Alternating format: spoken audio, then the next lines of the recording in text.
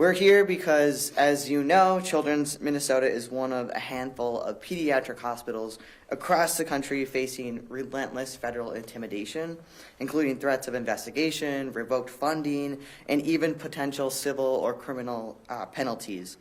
Their decision that was announced yesterday to pause certain gender-affirming care services is a direct result of these escalating federal campaign attacks to punish hospitals for doing exactly what every hospital should be doing, and that is providing evidence-based, life-saving care to patients and families. We're gathered here as lawmakers, as community leaders, and most importantly, families and children who are deeply disappointed and gutted by this decision nonetheless, and it has sent shockwaves across our state and across the country. And I just want to say to every single trans, non-binary, two-spirit youth out there, you have every right to feel sad, to feel heartbroken, and to feel pissed off. That's right. You are loved and lovable, and you deserve the care just as any other kid in this state and this country deserves. Children's has been a beacon of hope and joy, providing compassionate, evidence-based care to youth and families, rooted in body autonomy, care, compassion, and belonging. And I will say that as representing Greater Minnesota and families who have come seeking refuge across the country, this will have an outsized impact.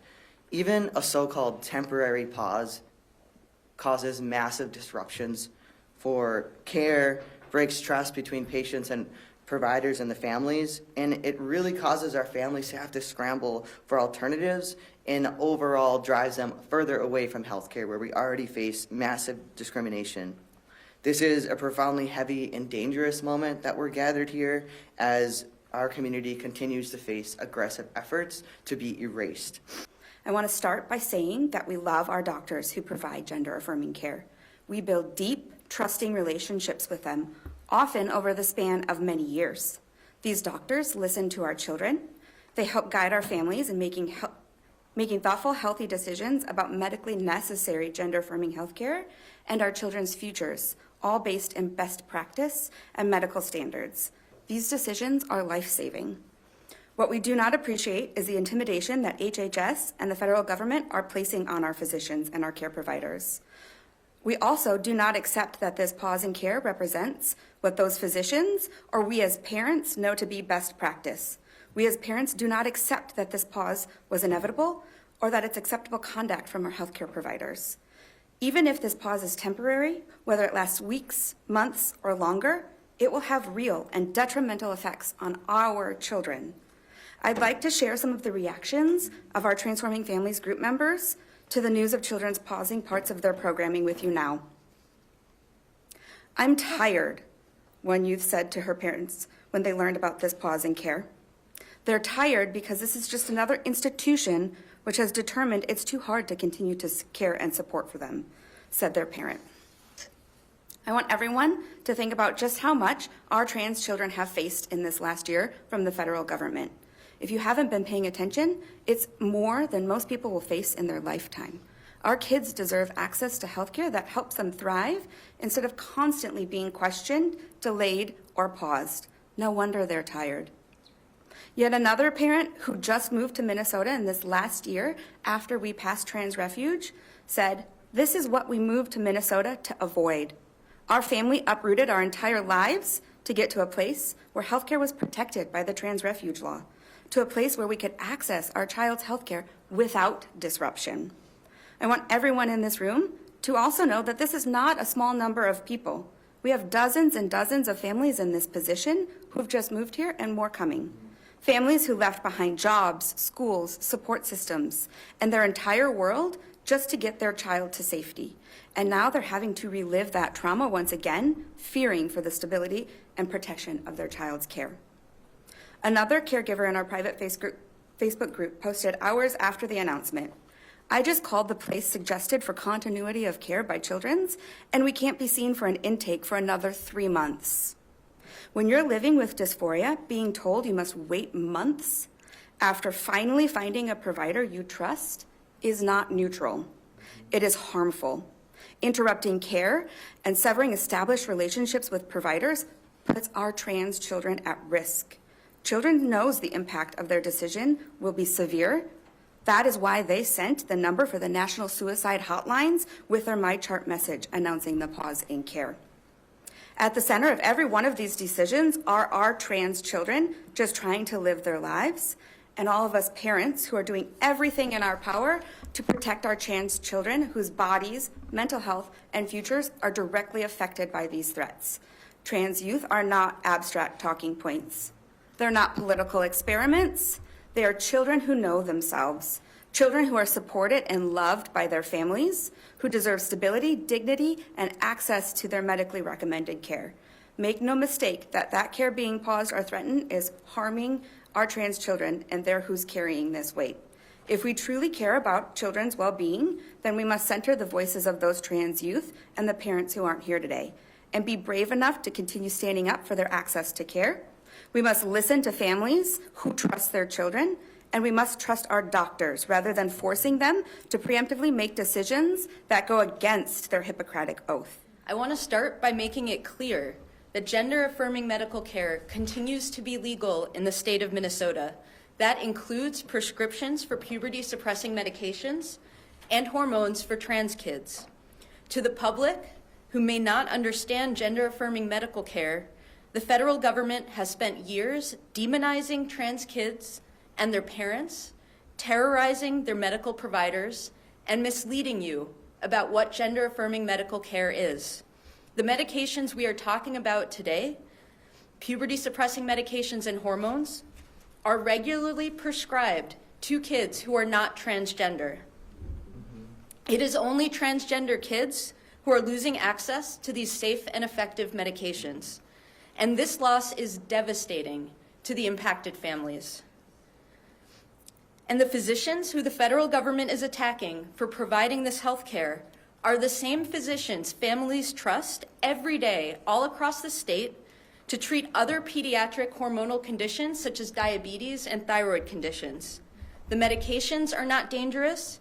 The physicians are not dangerous. What is dangerous is the federal government insisting on creating crisis after crisis in the state of Minnesota while offering no aid and no solutions. But it's beyond enraging that even one hospital or one doctor has been put in this position. And we cannot forget why or where the pressure is coming from. The federal government has its eye on Minnesota ever since Trump's inauguration over a year ago now. This is part of their ongoing attack on our state, our values, and our institutions. They don't like that we take care of our kids here, that we feed them at school, that we provide them with daycare, and we offer them life-saving care that gender-affirming care is so often is. And so they ratchet up the pressure on our institutions, which forces them into decisions that they seemed like beyond belief just about a year ago, decisions made out of very, very human fears. And this is the Trump administration's playbook, everyone. I could very well be at the same podium talking about what they're doing to immigrant communities. And here we are talking about transgender communities and our fellow Minnesotans. But it's their playbook. Coercion, threats, bullying. They don't like how we vote, so they cut our funding, or try to. We've been blocking them on that. They don't like the fact that we welcome immigrants, so they send 3,500 armed people to wave guns and even kill our fellow Minnesotans. They don't like how we approach children's health care, so they threaten our hospitals. Bullying and blustering is just standard operating procedures for Trump and his allies, but Minnesotans are smart enough and tough enough to know how to handle bullies. That's right. We saw it when tens of thousands came out to protest the illegal occupation of our state. We see it every day in the way people are looking out for their neighbors, doing mutual aid, and standing up to this tyranny.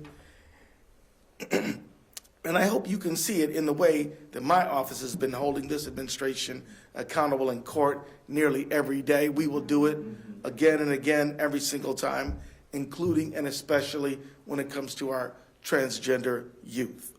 March 6th is just 1 month from now.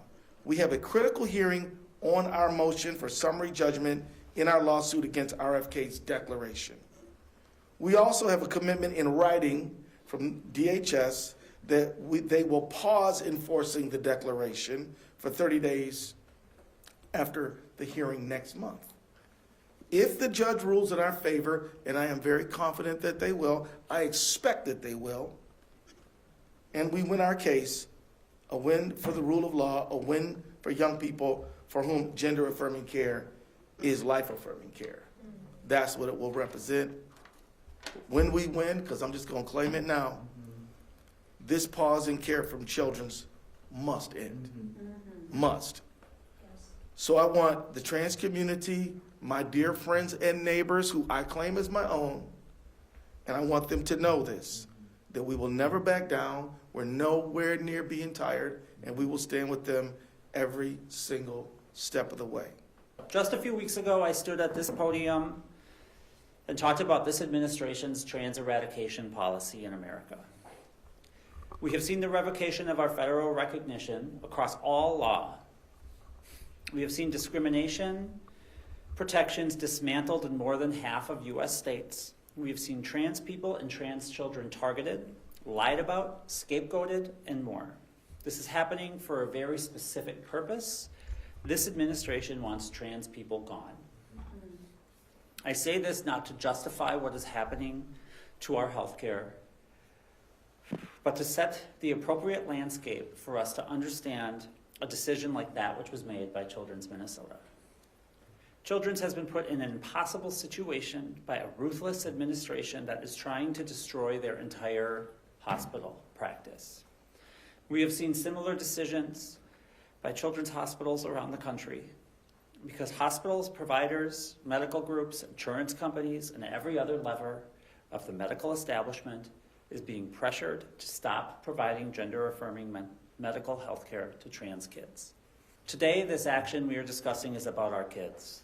Trans kids and their parents are among the most vulnerable populations in America. Many of these families, as you heard, moved to Minnesota specifically because we promised to protect their health care.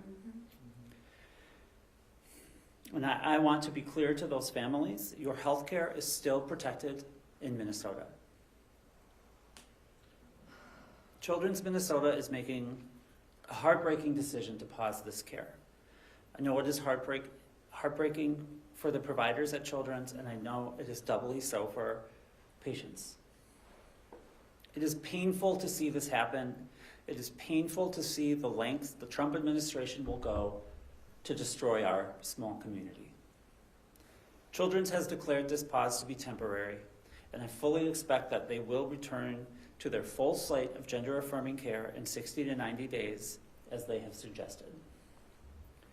This care is still legal in Minnesota, and Minnesota's gender-affirming care healthcare providers must continue to offer it to all trans and non-binary patients. Yes.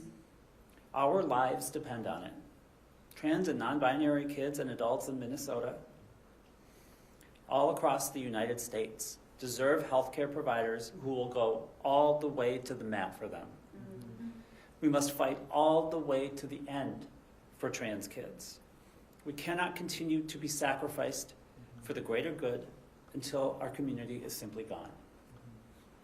So we need you all to stand for us.